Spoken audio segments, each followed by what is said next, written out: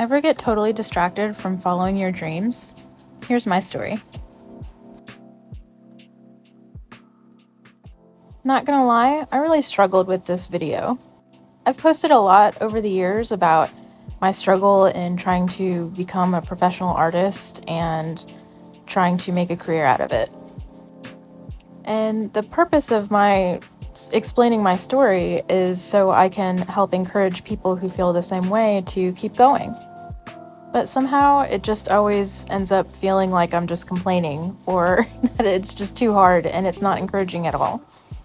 As it just so happened, I was looking for an audiobook to listen to. A long time ago, I had saved The Alchemist to my list of audiobooks to listen to. I just started it and I found some great inspiration for chatting about this very topic.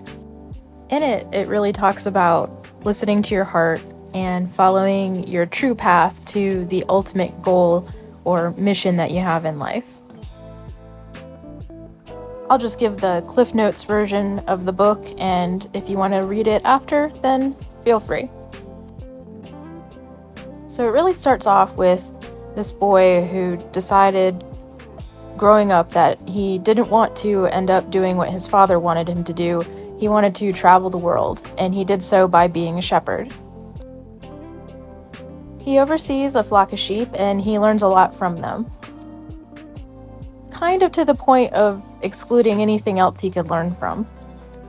Eventually, he meets somebody, and they kind of change his life forever. When he meets this person, he was convinced that he knew exactly what he wanted to do in his life, and he was going to do it. But this person convinces him to completely do something totally different. Of course, his adventure doesn't go as planned, and it totally veers off into a different direction than he anticipated. From the very beginning, he is told to seek out this treasure. His original path had nothing to do with the treasure, so he completely changed his mind, and he is dead set on getting this treasure. He ends up getting derailed from this journey, this idea of the treasure, and completely changes his mind, and he thinks he wants to actually go back to where he came from instead. But life sort of gets him back on track, and he's attracted again to the idea of going out and seeking the treasure. Whereby he gets distracted again, but he gets again veered back into the path of seeking out the treasure. And this is what happens a lot with life, right? Like, I know it has for me, for sure. In my own life, I've had a similar path of trekking out thinking I knew exactly what I wanted to do, and then getting misdirected and changing my mind and having to get redirected back on path. In about high school, I had decided, I know what I want to do. I'll just do what I do all the time in class. In every single class, I draw. So I'll be an artist.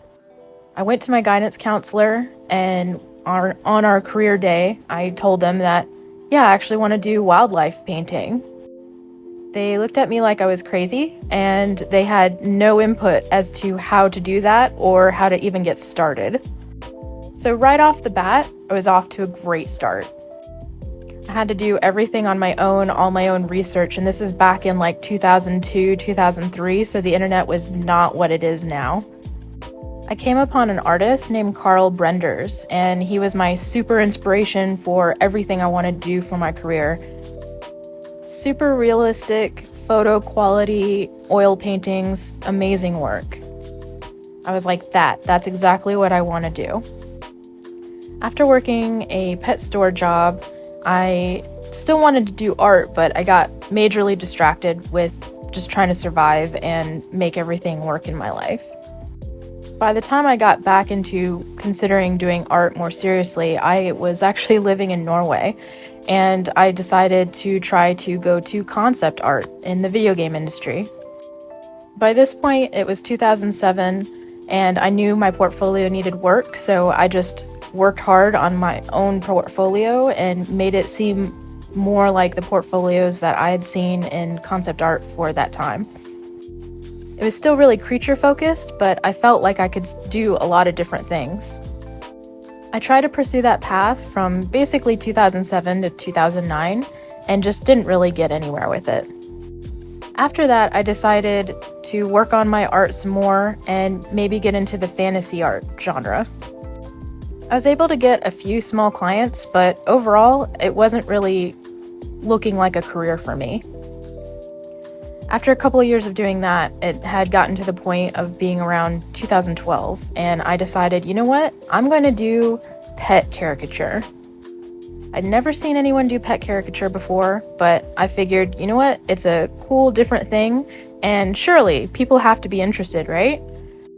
This was prime grumpy cat territory. I did an illustrated book for Denver the Guilty Dog. If you know, you know. I really thought this was going to be my big break, my path to what my heart most desired.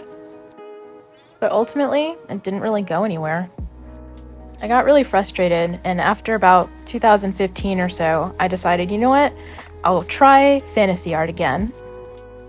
I was able to get a few clients as well, but just like last time, they were small clients and I wasn't able to make a career out of it at all.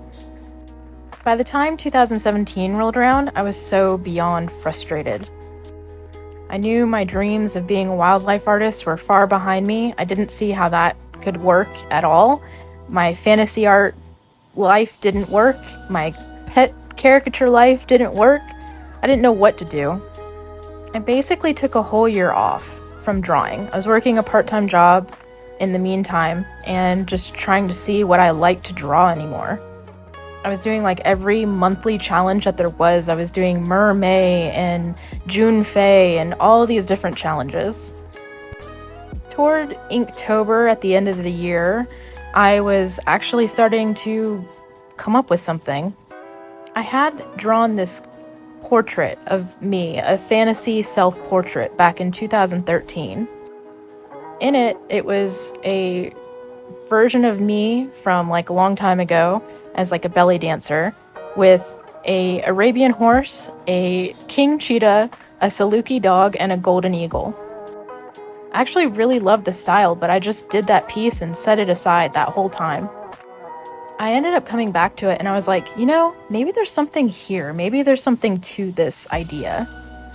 I ended up using all of Inktober to develop that idea, to develop these characters and see how they would interact with each other, look, and be in certain situations. In doing this, I really became enamored with this project and all of the other things I had done up until this point. While I liked doing wildlife art and I liked doing pet caricatures, I always ended up feeling like it was something I was doing for someone else and not as much for myself. This project, The Golden Troop, was the first thing that I had done in my whole entire artistic career that really felt like I was doing it for me. And as well, I've not gotten sick of it, not even a little bit. While I've taken breaks and sometimes updates have been slow going, ultimately I keep coming back to it because I just love this story. I really want to see it told and shown to people. It's one of the first projects that I've really had a strong desire to put all of my beliefs into, to share what I feel about like life and death and keep going even though you don't feel like it or you feel like the whole world is conspiring against you. Ultimately, I ended up discovering my passion project. And what was kind of funny to me is that it really incorporated everything I had ever considered or wanted to do in my entire life. Cute animals? Sure. Animal caricatures? Got that. Character design? I'm doing that. And most of all, it's a story that I care about. Just like the story of this little pup. Like, what are you doing, man? Yeah, what you doing? Sniffing? Good job. All right, buddy. Talk to you later. Bye. But yeah, I really wanted to tell this story.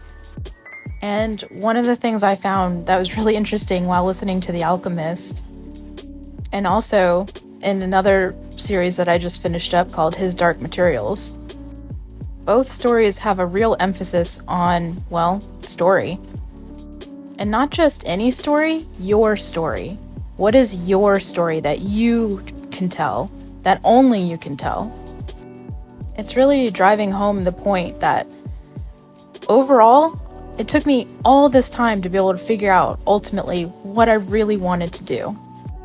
I started in 2003, and I had to go through each one of those long segments of time trying out different things before I was able to settle on the thing that really mattered to me.